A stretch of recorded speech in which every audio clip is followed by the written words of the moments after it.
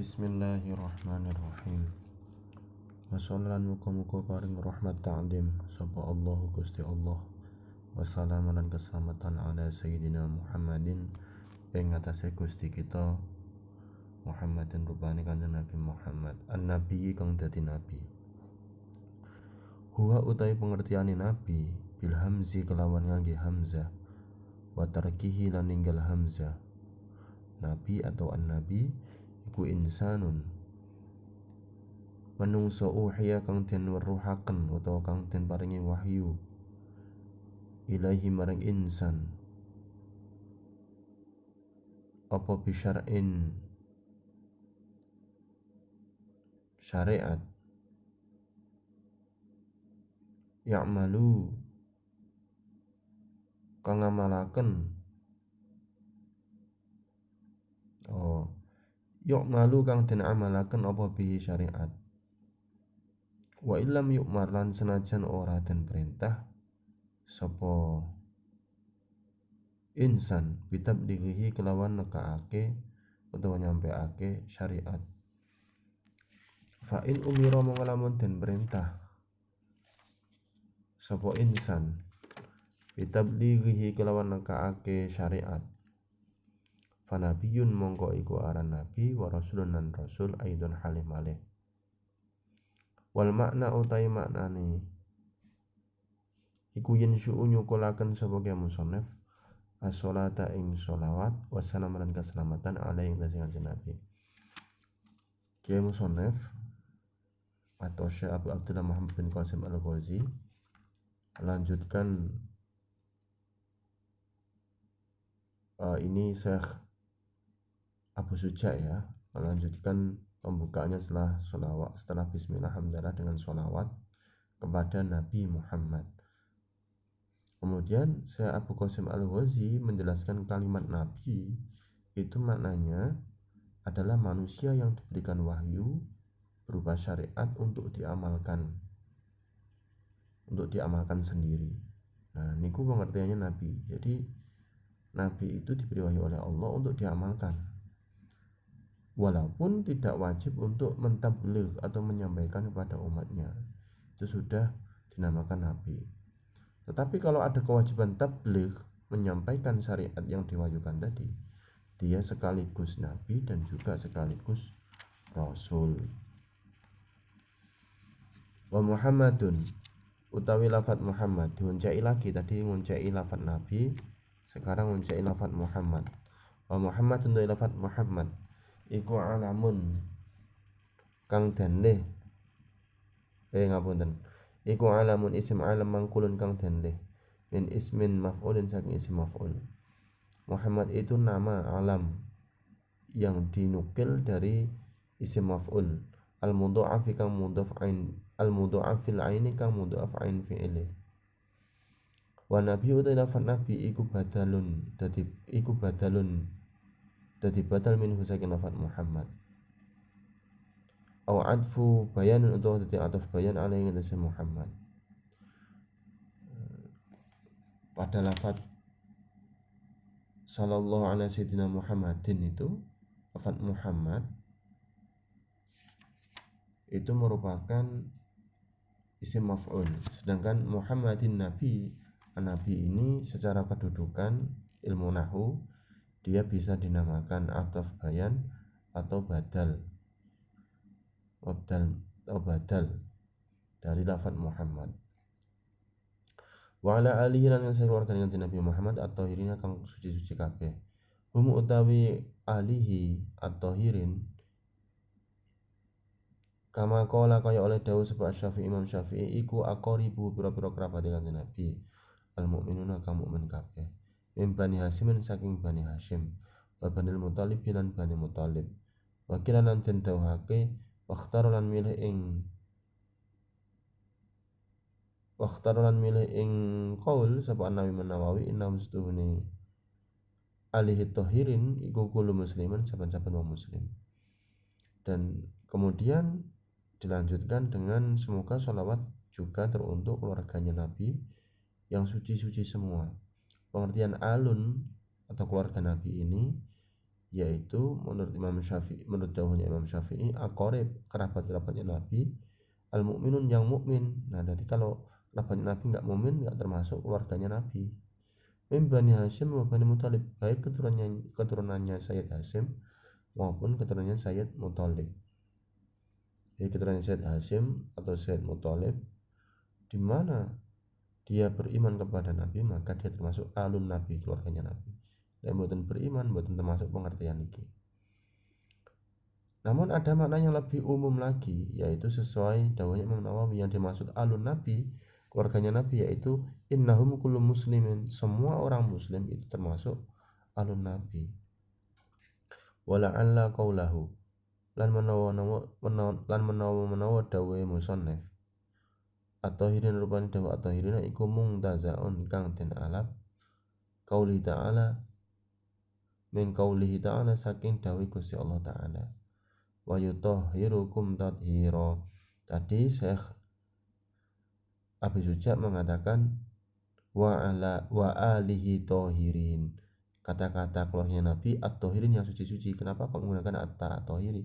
Ini sesuai dengan dawahnya Allah Ta'ala di dalam surat Al-Ahzab ayat 33, wa yutahhirukum tathira.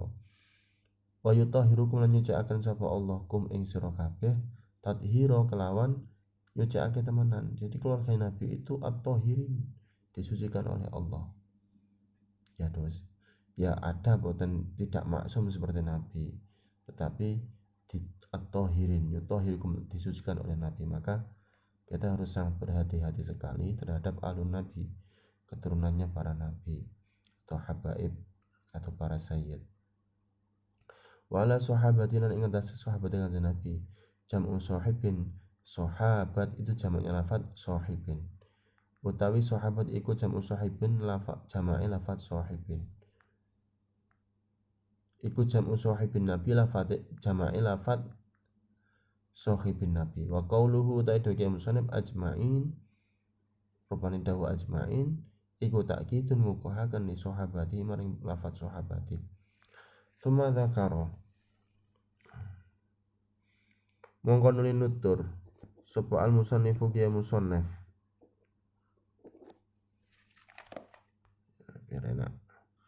annahu istuhune musannif iku mas'ulun dan suwuni fi tasnifi hadal mukhtasar ing dalam ngarang iki mukhtasar utawa ringkesan bi qaulih lan dhewe musannif sa'alani nyuwun ing ingsun sapa ba'dul asdiqai setengahe pira-pira kanca. Asdiqai utawi asdiqa iku jam'u sadiqin, jamae lafaz sadiqin. Nah, jadi motivasinya Syekh Abu Suja mengarang kitab takrib atau kitab induk dari Fathul Qorib ini karena atas permintaan asdiqonya, yaitu murid-muridnya. Ulama dahulu itu kalau menyebut muridnya tidak talamid gitu enggak, tapi asdiqo, teman-temannya.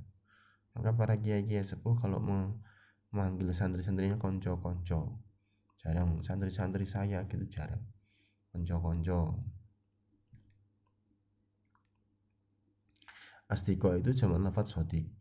Wa qauluhu lan utawi dawuh kiai musannif hafadhahum, muga-muga ngreksa hum ing asdiqa sapa Allah Gusti Allah Ta'ala, iku jumlatun jumlah doa iyatun kang bangsa doa. An amala ing yen to ngarang sapa ingsun utawa nglakoni sapa ingsun mukhtasaron ing kitab mukhtasar. Huwa utai mukhtasar iku ma barang utawa sesuatu karangan kola kang hidhe apa lafdhu lafatima wa kasrun akeh apa makna-makna. Memang requestnya murid-muridnya Syekh Abu Suja terhadap Abu Suja itu untuk mengarang sesuatu yang mukhtasar. Mukhtasar itu pengertiannya karangan yang secara lafadznya sedikit tapi kasura maknahu, maknanya banyak, maknanya dalam. Nah, makanya orang-orang yang hebat itu sederhana, karyanya itu sederhana tapi dalam. Fil fiqhi in dalam ilmu fiqh wa huwa fikih lughatan dalam bahasa niku al fahmu faham. Nah, diminta oleh murid Syekh Abu Suja untuk mengarang mukhtasar di dalam kitab fikih. Wasilahan utai fikih. Fikih itu pengertiannya apa? Secara bahasa fikih itu artinya faham. Nah, secara istilah wasilahan utai fikih dalam surah istilah iku an ilmu bil ahkami kelawan pira-pira hukum asyariyati kang bangsa syarak. Al amaliyati kang bangsa den lakoni. Al muktasabi kang den alap min adillati saking pira-pira dalile ahkam atafsiliyati kang bangsa tafsil utawa perinci-perinci. Secara istilah fikih itu adalah ilmu yang menjelaskan tentang hukum-hukum syariat yang diamalkan, syariat yang diambil pembahasannya ini dari dalil-dalil yang terperinci. Maka nanti ada hukum sholat, hukum tohara, hukum zakat, hukum siam atau puasa, atau hukum haji, hukum muamalat, hukum jinayat, banyak. Jadi tafsiliyah, diperinci harus detail. Ala madhabil imami ing atase madhabe wong kang dadi imam al-a'dhami kang agung, al-mustahidi kang nemen-nemen ni nasirin kang nulungi, nasiril sunati kang nulungi agama, wadini tegese agama. Abi Abdillah rupane Abi Abdillah Muhammad bin Idris bin Abbas bin Utsman bin Syafi'i diminta untuk mengarang kitab fikih yang berhaluan madhab Imam Syafi'i. Siapa Imam Syafi'i? Imam Syafi'i adalah mustahid mutlak, penyelamat agama, yang namanya Abi Abdillah Muhammad bin Idris bin Abbas bin Utsman bin Syafi'i. Asy-Syafi'i kang bangsa Syafi'i. Syafi'i itu sebenarnya nama daerahnya Imam Syafi'i.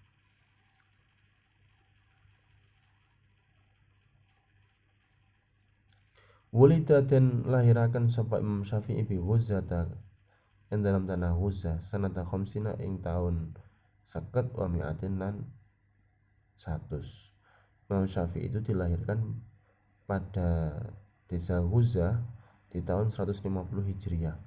Wa matalan sedo kapundhut sapa Imam Syafi'i rahmatullah alaihi wa ridwanu yaumul Jumat ing dina Jumat sal kharajaba ing akhire wulan Rajab. Imam Syafi'i kapundhut di akhir bulan Rajab pada hari Jumat sanata arba'in wa mi'atain ing tahun 4 wa mi'atain lan 200. Jadi lahir 150 Hijriah, sedo 204 Hijriah. Sangat singkat, 54 tahun saja yuswa Imam Syafi'i. Tapi dengan usia yang singkat itu beliau melahirkan karya-karya, jasa-jasa yang besar terhadap agama Islam. Wa wasofalan nyifati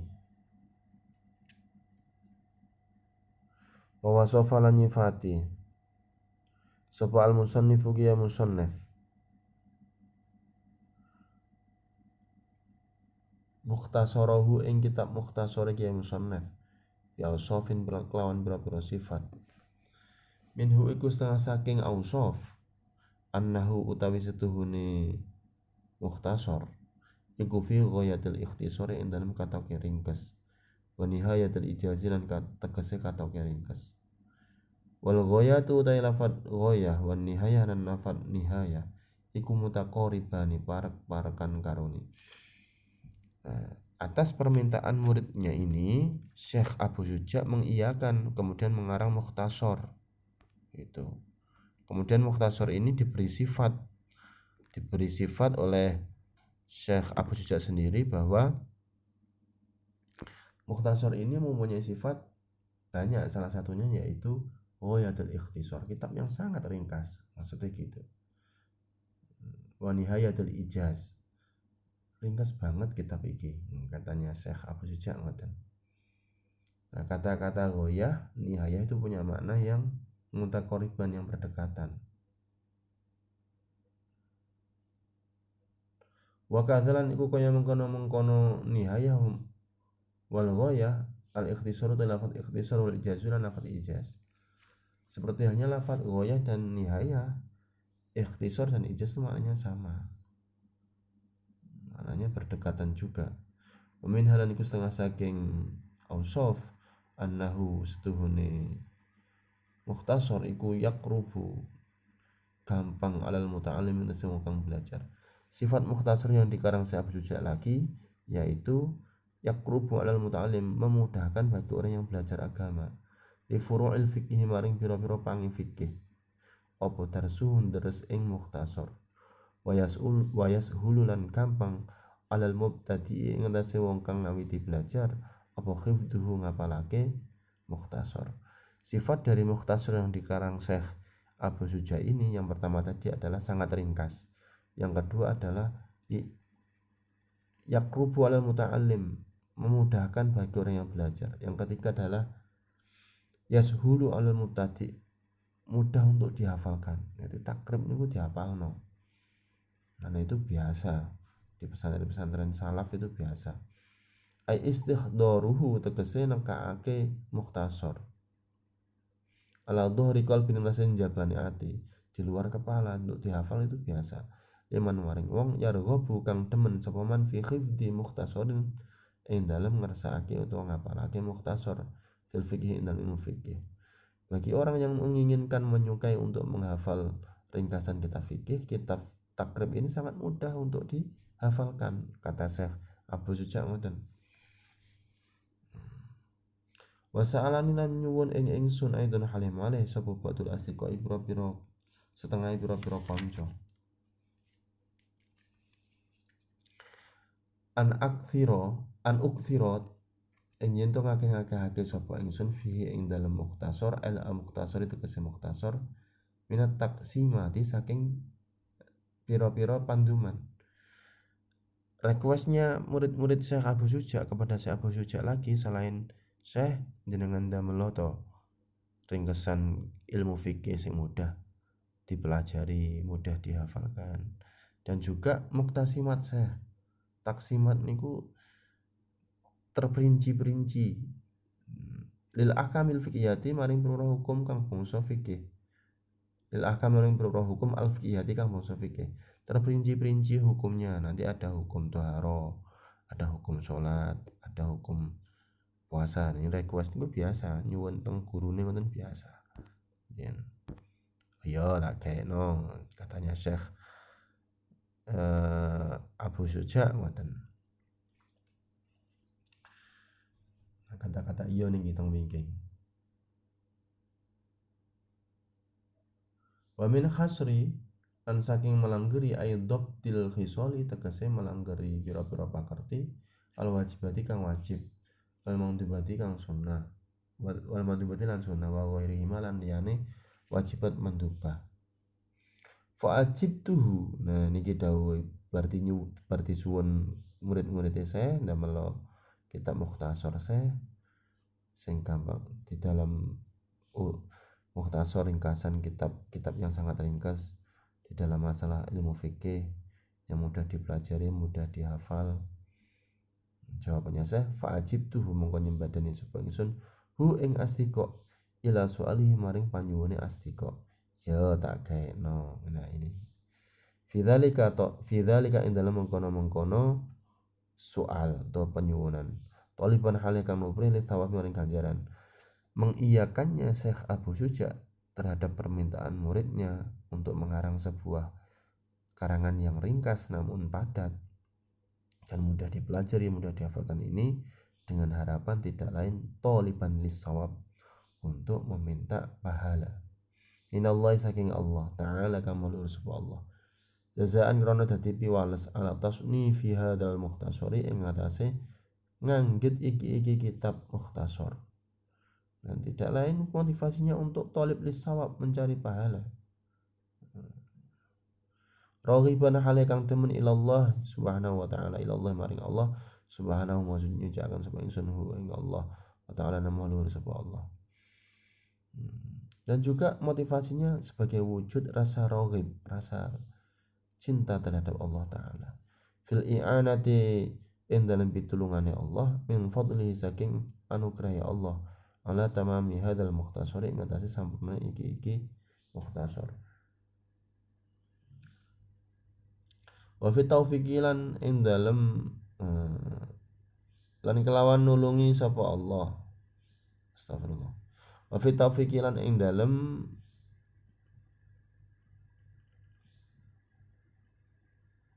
nulungi Allah liswabi maring bener. Wa huwa utawi wa huwa utawi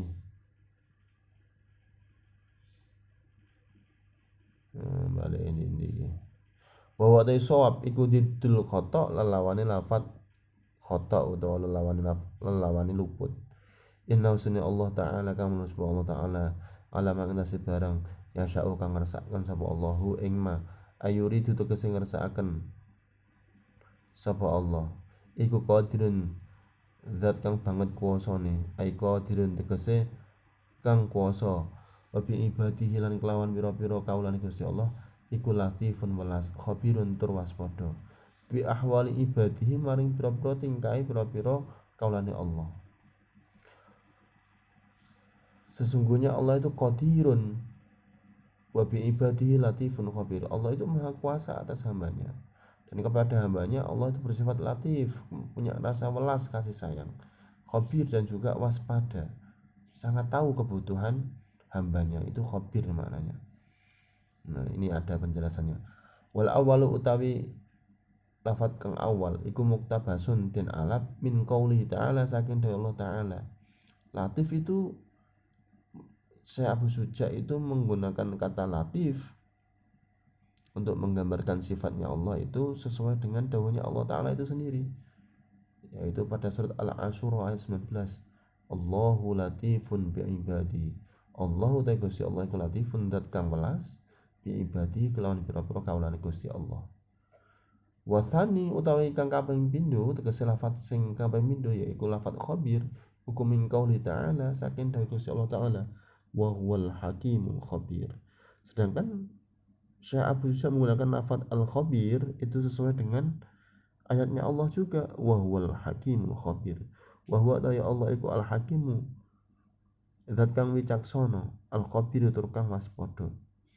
Wal latifu utai lafat latif wal khabiru lan lafat khabir iku ismani isim loro min asma'ihi saking biro-biro isim namane Allah Ta'ala kamu subha Allah.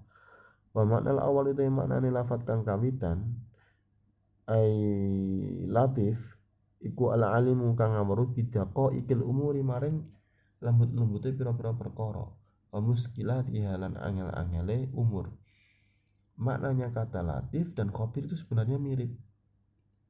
Dibedah, latif maknanya adalah al-alim bidaqo ikil umur, zat yang sangat mengetahui terhadap perkara yang sangat lembut, yang sangat kecil, dan permasalahan-permasalahan perkara yang kecil tersebut. Wayut lakulan dan lakoake aidun halih malih bimakna rafiqi kelawan maknane welas bihim kelawan ibad. Bisa juga latif itu maknanya rafiq, yaitu welas sayang bihim terhadap ibad. Fallahu ta'ala wa Gusti Allah Ta'ala. Fallahu ta'ala mangko utai Allah Ta'ala iku alimun zat kang ngawaruhi bi ibadihi maring kaula-kaulane Allah. Wa bi mawadhi'i hawaijihim lan kelawan pira-pira kebutuhane pira-pira kebutuhane kaulane Allah.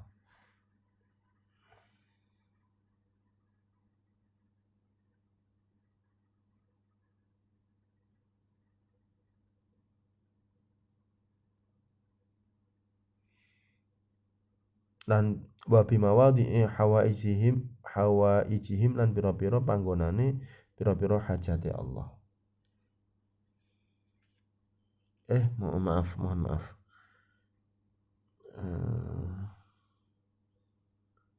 Salah niki. Wa bimawadhi'i hawaijihim niki bali ibad lan kelawan pira-pira panggonane pira-pira kebutuhane ibad. Rafiqun kang welas bihim maring ibad. Jadi bisa dimaknai kata latif itu adalah zat yang sangat sayang terhadap hamba-hambanya, bahkan tahu tempatnya hajatnya yang terbaik untuk hambanya itu apa. Mungkin hambanya meminta aku ingin tinggal di kota yang indah ini. Nah, karena indah menurut hambanya itu belum tentu indah menurut Allah yang sayang terhadap hambanya, sehingga mungkin tidak dikabulkan, tapi dikabulkan di tempat lain yang lebih baik bagi Allah. Wa makna tsani utawi makna kang kaping pindho iku qaribun, dekat utawa cedhak makna awal itu saking makna kang awal. Ayo kula nitawaken khabar tu syai'a akhbarahu. Khabar tu weruh sapa ingsun asyai'a suci-suci, akhbaruhu mangka weruh sapa ingsun hu ing syai'. Fa ana mangka ta ingsun bihi kelawan syai' iku khabirun banget weruhe ay alimun kang banget weruhe. Jadi khabir itu maknanya alim, sangat tahu, sangat paham terhadap kebutuhan hambanya. Jadi maknanya waspodo, sangat paham kebutuhan hambanya. Makanya tadi misalkan saya ingin hidup di Malang karena membayangkan Malang itu indah. Nah, ternyata ditakdirkan hidup di Surabaya. Karena Allah tahu bahwa Surabaya ini yang terbaik untuk saya. Qala wasdawu sapa al-musannif ya musannif rahimallahu taala.